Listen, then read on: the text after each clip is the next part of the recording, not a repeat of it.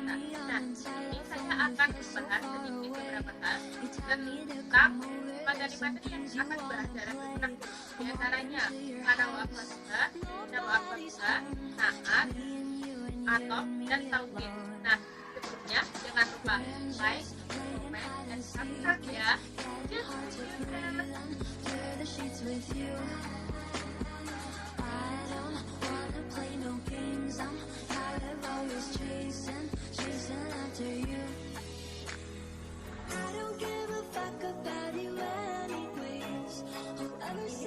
Membahas bab yang pertama, yaitu bab kana wa akhwatuha. Apa sih kana wa akhwatuha itu?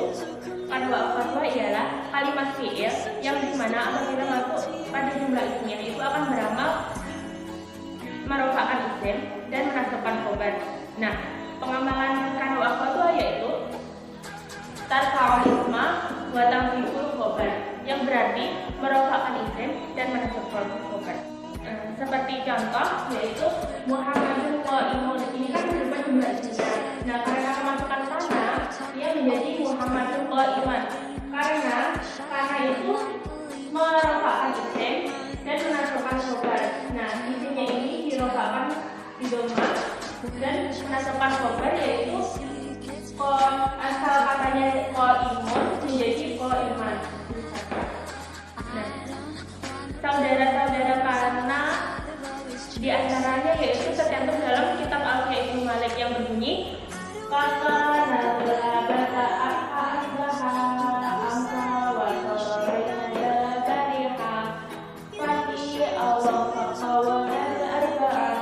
Nah, itu semuanya berjumlah 12, yaitu kana, dola, bata, abha, asbaha, amsa, soro, laisa, zala, barisha, fatia, dan waqafa. Karena dan saudara-saudaranya itu juga memiliki faedah-faedah. Di antaranya yang pertama yaitu sebagai fungsi waktu. Yang termasuk fungsi waktu saudara-saudara kana itu yaitu asbaha yang berarti waktu subuh, abha yang berarti waktu duha, dola itu yang berarti waktu siang, terus amsa itu yang berarti waktu sore, terus bata itu yang berarti waktu malam. Seperti contohnya yaitu dola zaitun naiman.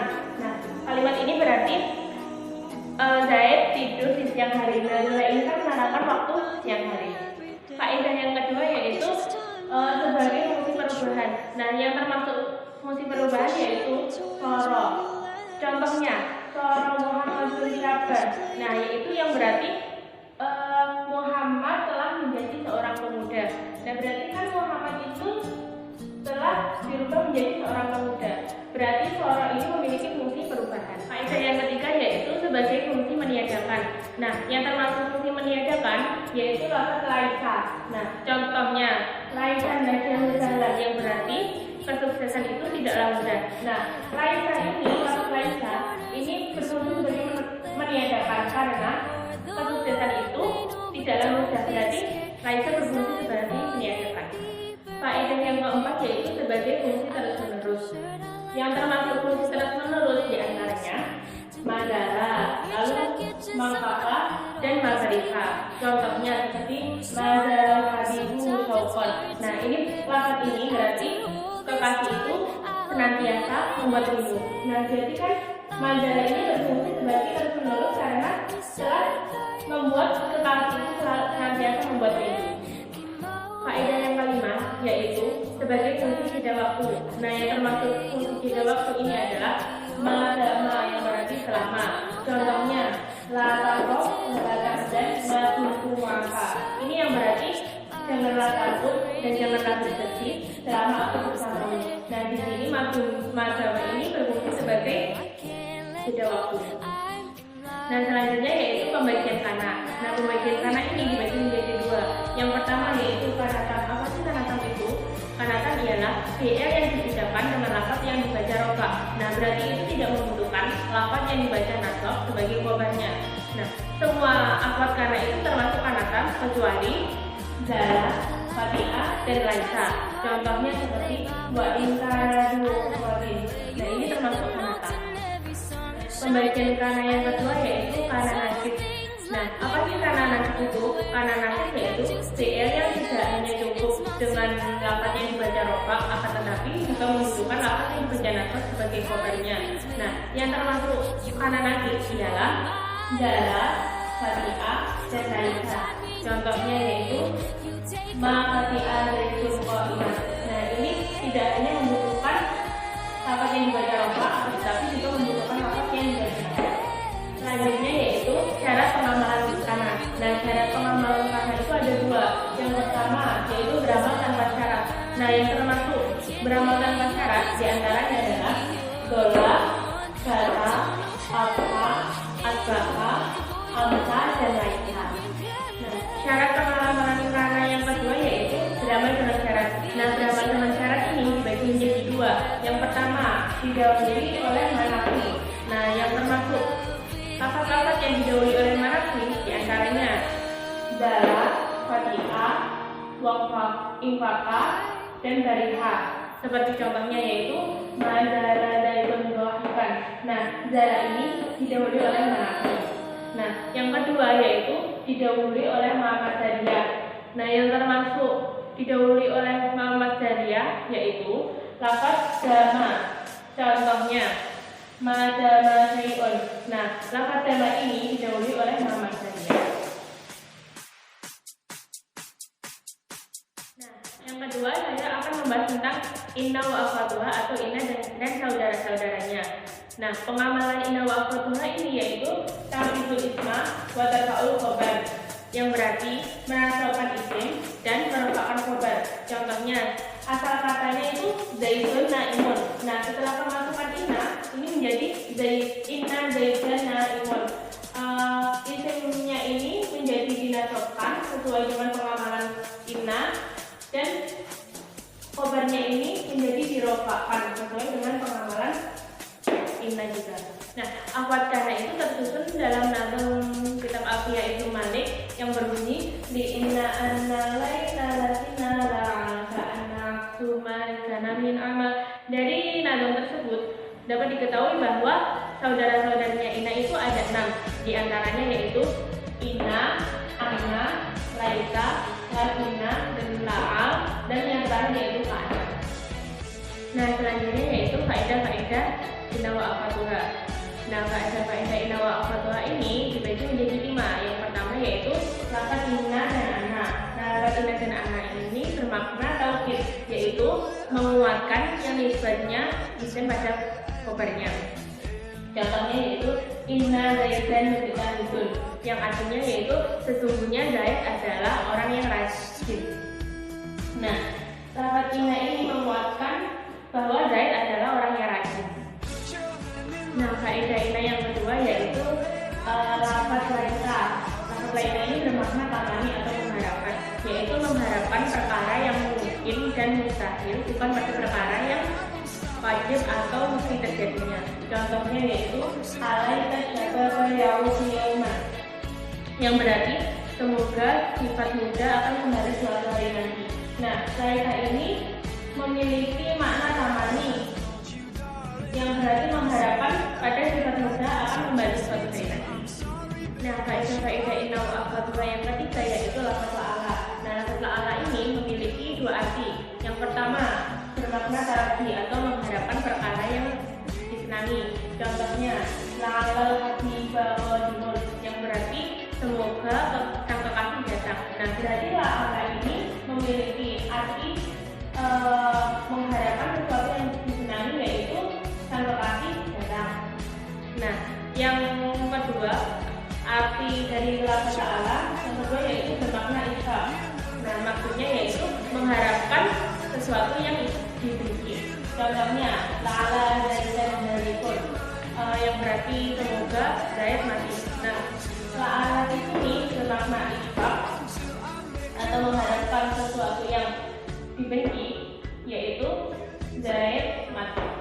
Nah, faedah-faedah inna wa akhwatuha yang keempat yaitu lafaz ka'ana. Nah, lafaz ka'ana ini bermakna tasbih, yaitu menyerupakan sesuatu dengan sesuatu yang lain dalam segi maknanya. Nah, contohnya seperti ka'ana zaidan asharun, yang artinya sesungguhnya Zaid itu seperti singa. Nah, lafaz ka'ana ini menyerupakan bahwa Zaid itu seperti singa. Nah, singa ini di sini dalam artiannya sebagai keberaniannya. Nah, faedah-faedah inna wa akhwatuha yang kelima atau yang terakhir yaitu lafaz lakina. Nah, lafaz lakina ini bermakna istidrak atau susulan, yaitu menyusul perkataan yang lalu dengan perkataan yang ada di belakangnya. Seperti contoh, Zaidun jahilun lakinahu sholihun, yang berarti Zaid adalah orang bodoh tetapi dia orang yang baik akhlaknya. Nah, lakinahu di sini bermakna istidrak atau menyusul perkataan yang ada di belakangnya. Saya akan menjelaskan tentang bab naat. Nah, naat memiliki arti kata sifat. Nah, sedangkan secara istilah, naat adalah tapi yang menyempurnakan makna lafaz yang diikuti yang menjelaskan salah satu sifat-sifatnya atau yang berkaitan dengannya. Nah, selanjutnya yaitu macam-macam naat. Nah, naat dalam segi mufrad, tasniyah, jamak, mudzakkar dan muannasnya itu dibagi menjadi dua, yaitu yang pertama naat hakiki atau merofakkan dhamir mustatir. Maksudnya yaitu apabila naatnya itu merofakkan dhamir mustatir, maka hukumnya itu mutlak wajib mengikuti pada man'utnya dalam segala hal. Contohnya Muhammadun rajulun hasanun. Nah, hasanun ini naatnya itu wajib mengikuti pada man'utnya. Nah, yang kedua yaitu naat sababi atau merofakkan isim dhohir. Maksudnya yaitu apabila naatnya itu merofakkan isim dhohir, maka hukumnya dari segi muannas dan mudzakarnya itu sesuai dengan isim dhohirnya. Namun apabila dalam segi tasniyah jamaknya itu selalu berbentuk mufrad. Contohnya maratu birajulin hasanatin ummuhu. Nah, hasanatin ini sebagai naat yang mengikuti isim dhohirnya karena ini muannas. Nah, selanjutnya yaitu ketentuan naat. Ketentuan naat yang pertama yaitu naat itu harus sesuai dengan nakirah ataupun ma'rifahnya, mudzakkar ataupun muannasnya, ataupun tasniyah atau jamaknya. Seperti contohnya ja'a rajulun alimun. Nah, lafaz alimun ini kan sebagai naat dan rajulun ini sebagai man'ut. Nah, naatnya kan ini mufrad. Jadi naatnya itu mengikuti man'ut yang mufrad. Nah, ketentuan naat yang kedua yaitu naat itu ada kalanya merofakkan isim yang mudmar atau yang disembunyikan kepada man'utnya, ataupun merofakkan isim yang mudhar atau yang ditampakkan.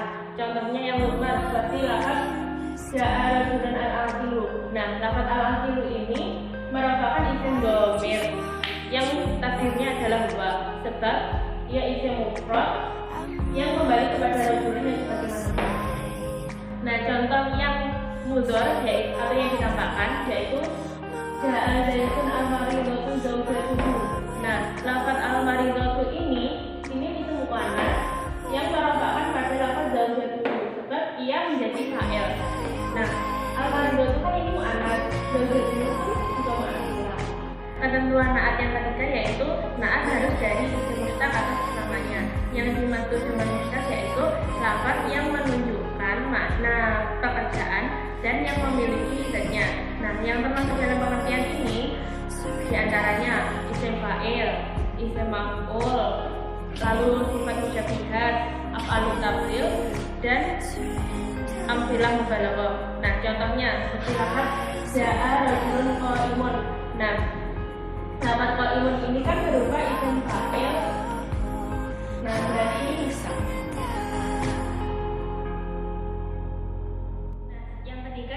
Saya akan membahas tentang bab ataf sendiri memiliki pengertian yaitu tabi atau lafaz yang mengikuti yang antara ia dengan madhubnya di tengah-tengah oleh salah satu huruf ataf. Contohnya yaitu ja'a zaidun wa amrun. Nah, huruf atafnya kan ini berada di tengah-tengah. Nah, selanjutnya yaitu huruf-huruf ataf. Nah, huruf-huruf ataf itu ada 10 yang terangkum dalam nazm yang berbunyi milwawi wal fawa awa ambatuhum ma hatawa bal wala walakin imma, yaitu diantaranya wawu, fa, lalu au, am, dan tuma, lalu hatta, bal, la, lakina, dan la, ima. Dan selanjutnya yaitu macam-macam ataf. Nah, macam-macam ataf sendiri itu ada dua. Yang pertama yaitu ataf bayan. Nah, ataf bayan adalah isim yang mengikuti pada maksudnya yang berupa isim jamid yang menyerupai sifat atau naatnya di dalam menjelaskan lafaz yang diikuti dan tidak dapat berdiri sendiri. Contohnya, aksamu billahi Abu Hamdin Umarun. Nah, lafaz Umarun ini sebagai ataf bayannya karena menjelaskan hakikatnya pada Abu Hamdin. Ketentuan-ketentuan ataf bayan yaitu dalam keadaan ataf bayan sendiri ada dua. Yang pertama yaitu keduanya itu berupa isim nakbiro. Contohnya, yuqadu min syajaratin mubarakatin zaitunatin. Nah, lafaz zaitunatin ini sebagai ataf bayannya dari syajaratin karena keduanya juga berupa isim nakbiro. Nah, keadaan ataf bayan yang kedua yaitu keduanya itu boleh berupa isim ma'rifat. Nah, macam-macam ataf yang kedua yaitu ataf nasab. Apa sih ataf nasab itu? Ataf nasab yaitu isim yang mengikuti pada maksudnya atau lafaz yang diatofi dalam segi i'rab dan atau hukumnya yang antara keduanya itu terdapat salah satu dari beberapa huruf ataf.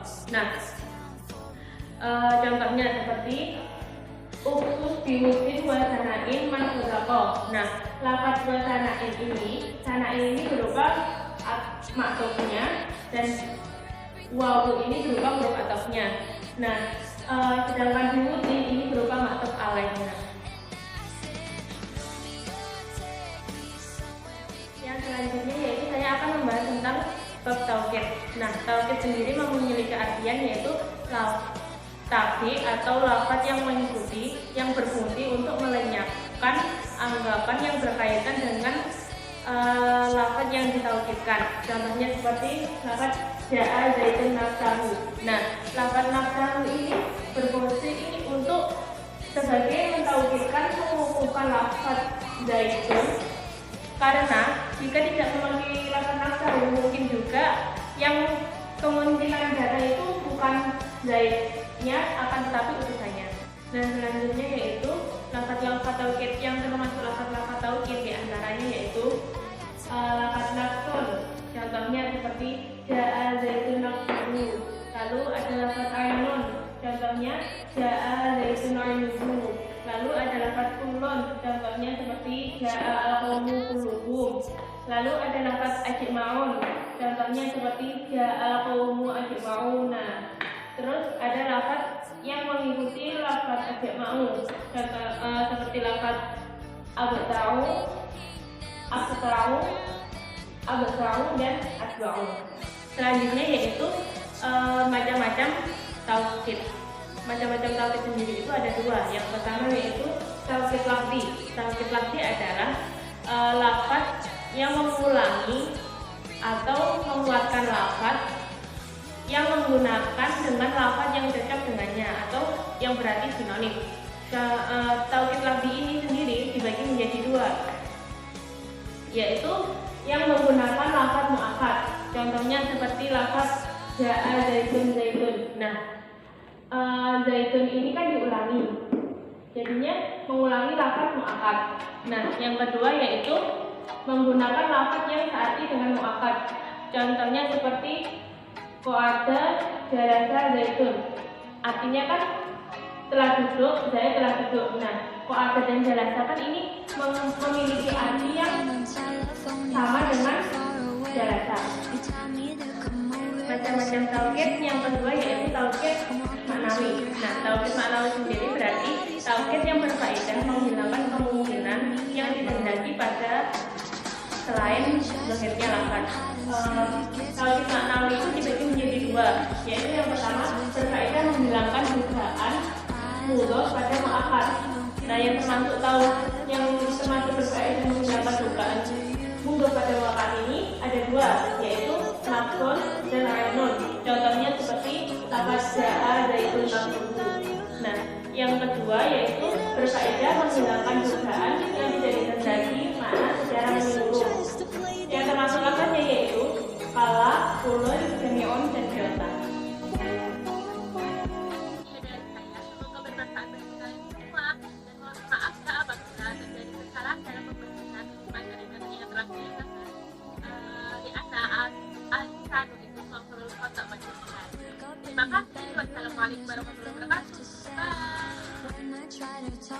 always playing